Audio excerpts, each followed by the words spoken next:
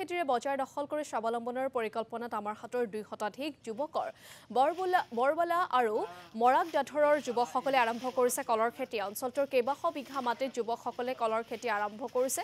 পবিত্ৰ ৰমজান মাহত উৎপাদিত কল বিক্ৰীৰ জৰিয়তে অধিক লাভান্বিত হোৱাৰো আশা প্ৰকাশ কৰিছে যুৱকৰ দলটোৱে। এই সন্দৰ্ভত আমাক কিছু সেই পৰিৱেশ দেখুৱাব আমাৰ সাংবাদিক শহীদুল ইছলামে।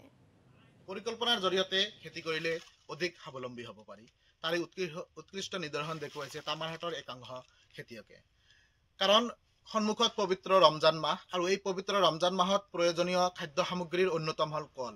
আৰু এই বৃহত্তৰ কলৰ বজাৰখন দখল কৰিবলৈ সক্ষম হৈছে তামাৰহাটৰ একাংশ ব্যক্তিয়ে। কাৰণ তামাৰহাটৰ প্ৰায় 300জন ব্যক্তিয়ে এই হেজাৰ বিঘা ভূমিত কল খেতি কৰি এই বজাৰখন দখল কৰিবলৈ সক্ষম হৈছে। পোনে পোনে মই কথা পাতিবলৈ যত্ন কৰিম। হয়, কি ক'ব আপোনালোকে কিমান কল খেতি কৰিছে আৰু কি পৰিকল্পনা আছে আপোনালোকৰ? আৰু ইয়াতে মৰাগাঁৱত চৰত আছে 1500 পৰা 2000 বিঘামান আছে। তাতে 250 পৰা 300 মানুহ এনেকৈ খেতি কৰি আছে।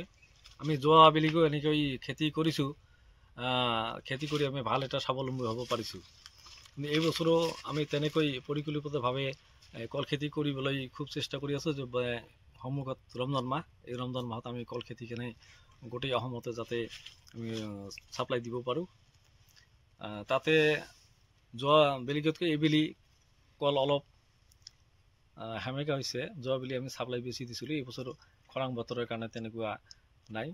আৰু আমি এইটোতো নিজে ববীয়াকৈ খৰচ কৰি আমি কল খেতি কৰি আহিছোঁ। চৰকাৰী ফালৰ পৰা আমাক কোনো ধৰণৰ অনুদান দিয়া নাই। কিন্তু চৰকাৰী ফালৰ পৰা আমি অনুদান পালে ইয়াতকৈ আৰু উন্নত মানৰ আমি খেতি কৰিবলৈ চেষ্টা কৰিলোঁ হয় আৰু স্বাৱলম্বী হোৱা বুলি আমি বেছি আশা কৰিলোঁ হয়। আপোনালোকে নিজে স্বাৱলম্বী হোৱাৰ লগতে আমি নিজে স্বাৱলম্বী হোৱাৰ লগতে আমি দিন মজুৰি কৰি খোৱা মানুহক আমি মজুৰি দি ইয়াতে কাম কৰি সিহঁতক আমি মানে পোহপাল দিয়াৰ একটা সংস্থা দিছোঁ।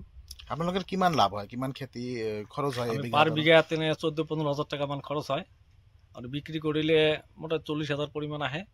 তাতে লাভ 25,000 পৰা 30,000 এনেকৈ আহি থাকে। এইবেলি ৰমজান মাহৰ যি বজাৰ আছে সেই বজাৰ সম্পূৰ্ণভাৱে দখল কৰিব পাৰিব? হয়, আমি এইবেলিও ৰমজান মাহত আমি তেনে কলৰ যোগান ধৰিবলৈ পাৰিম।